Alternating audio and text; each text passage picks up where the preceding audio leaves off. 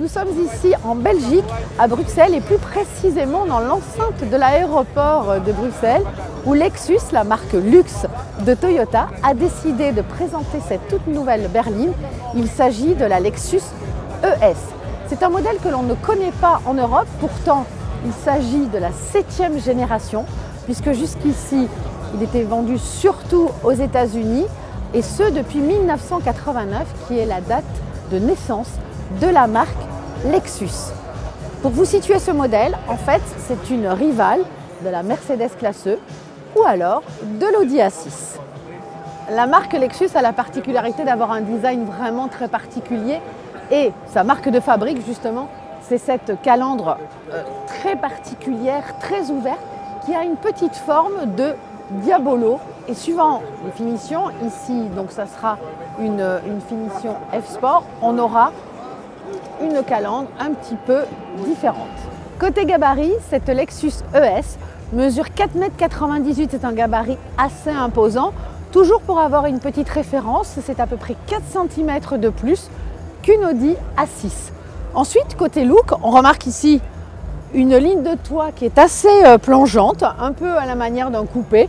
Pourtant, on a à l'arrière une malle, parce que pour ce type de véhicule qui sera destiné vraiment à des professionnels ou à des flottes d'entreprises, eh bien la malle est toujours quelque chose de très apprécié.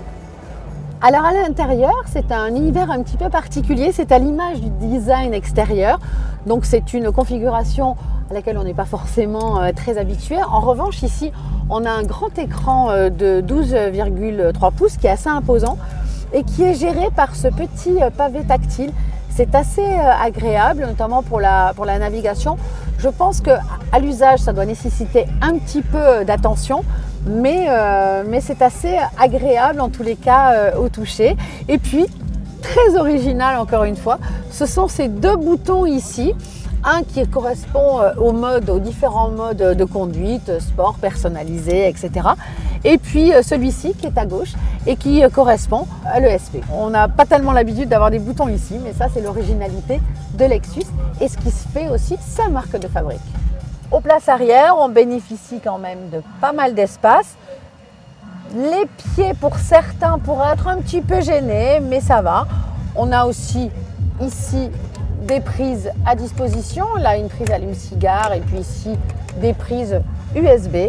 La position est assez confortable et toujours la même chose, on sera surtout bien à l'aise quand on sera juste deux à l'arrière. La place centrale est vraiment pas confortable. Toujours d'un point de vue du design, on remarque que Lexus n'hésite pas, hein. Ici on a vraiment des feux qui ressortent beaucoup, qui continuent ici sur le côté de la carrosserie avec une signature lumineuse très particulière. Le sigle ES300H, c'est pour hybride, puisque lorsqu'elle arrivera en France, eh bien, elle sera disponible uniquement en version hybride, ce que la majorité de ses concurrentes ne font pas. D'ailleurs, sa motorisation, ce sera un tout nouveau bloc de 2,5 litres d'une puissance de 218 chevaux, une puissance cumulée bien évidemment.